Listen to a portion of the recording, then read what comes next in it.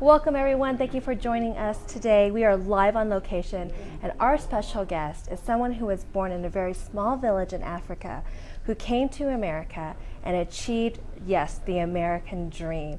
And he's going to share his story on how he did it and how you too can go after your own dream. Please welcome Mr. Paul LeJoy. Thank you so much, Paul, for being here. Thank you, Maria. I'm excited about this opportunity to talk to you.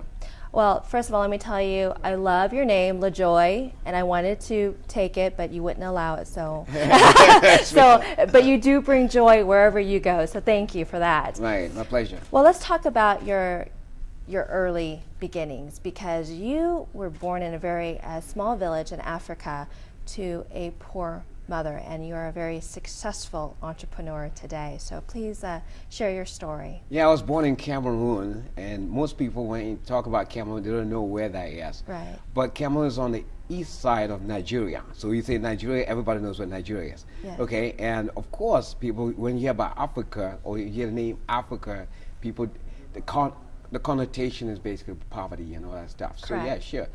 I am an example of that. So I was born in a little village, as you said, in Cameroon, and to a poor mother.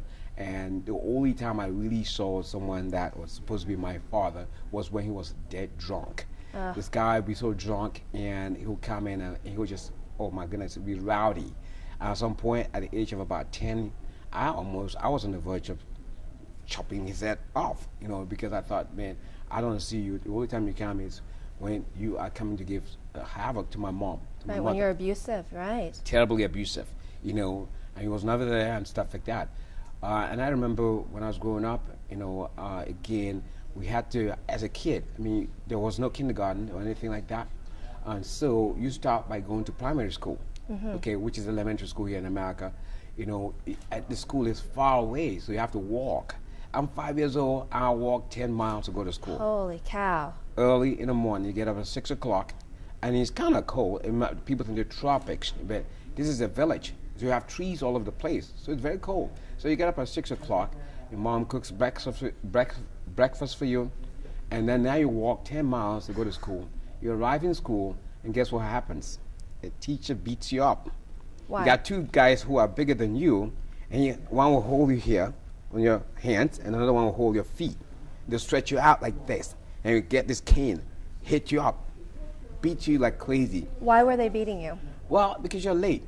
You're 5 minutes Just because late. you're 5 minutes late, 5 minutes you are late. 5, 6 years old, Yes. walking to school from home, Yes. 10 miles, Right. exhausted, Right. and they beat you for being Exactly, late. yeah. That's not empowerment, And is I would it? tell my mom that this guy is really abusing me, and he'll have the guts to say, hey, it's because I love him. I said, what kind of love is that? And my mom, poor mother, loves her kid like crazy. She will bribe the guy.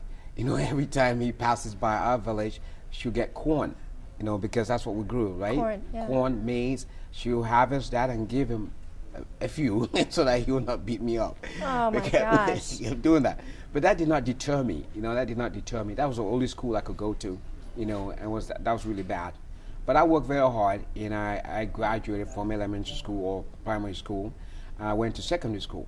Okay, secondary school was really not good either, but it's away from the village, so you don't have to walk those many miles anymore. But I remember the secondary school, the accommodation was so terrible. I can't even describe it on camera, but it was just so terrible. I don't want to go too far on this, but it was terrible, at least for the first year. The second year, I couldn't stand those squalid conditions. Yeah. So, I studied very hard, so I told the principal, can I go into a dormitory? So A dormitory, yeah. Yes, so I was able to go to the dormitory, and things got better. But go back to the village, there's one thing I would like to point out, where my mom, like I said, she was a single mother, Yes. with 5 kids. Okay, my siblings didn't live at home, lived with some relatives. Okay, I remember vividly when my uncle, my mom's brother, put her up on myself in the indoor quarters, and at some point I think he got so mad, and I don't know exactly what happened. He had to throw us out, and so another member of the village had Peter on us, and of course we're living in his house. He wasn't living there, but this house was a thatch house, a thatch roof, you know. Right. So in the tropics you have torrential rains, and whenever it rains heavily, guess what happens? I mean, you got the rains have been through the perforations, you know, and we're drenched. My mom and myself were there. We're drenched in this flood your rain, house. you know, and we're crying. I mean, she was crying. I mean, she was crying. Mostly, she was crying. I know I had pity on her, and I think, you know, how can I help her? And this house was so infested with cockroaches. I'm so lucky that I don't have leprosy or something like that. But that's the kind of upbringing that I had. But all those things molded me.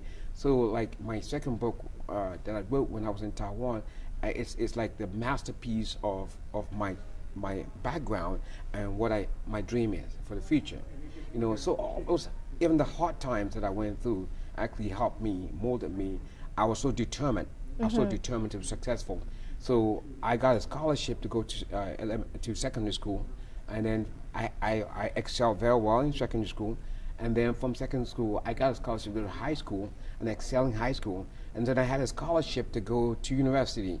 Now I'm in university in England, where the Cameroon government is one that took care of me, you know, in terms of even the passport, the flight to England, you know, and my studies there in England, you know.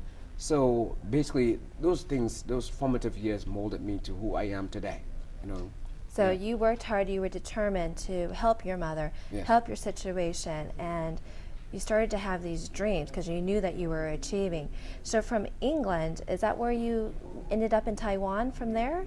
Yeah, so now I'm in England, you know, and of course more advanced than Cameroon, you know, and the Cameroon government sent me over there to do radio, film, and television production, to study radio, film, and television production, and then be able to go back as a cream of the crop, you know, to actually produce television in Cameroon.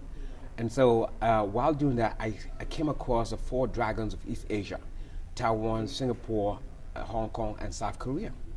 And so I was very attracted to those countries, and so I ended up in Taiwan. When I got to Taiwan, Taiwan is just the size of the state of Ohio, but Taiwan at that time was among the 14 largest economies in the world. So I was so astounded by the success of Taiwan, you know, and that now how can we actually replicate that in Africa, in Cameroon, where, I mean, Taiwan 50 years prior to when I got there was poorer than Cameroon, poorer than most countries in Africa. But now you see Taiwan propel itself, Singapore, which is a city-state, South Korea, all these countries that were very poor and they're very small, they don't have the natural resources, propel themselves to heights, great heights. It's phenomenal what you've done, and you ended up in the United States. You created a very successful real estate investment and brokerage firm, and absolutely amazing. And we're so proud of you, and thank you so much for being here today and sharing your story to inspire other people to go after their dreams. Right, exactly, yeah. Thank you.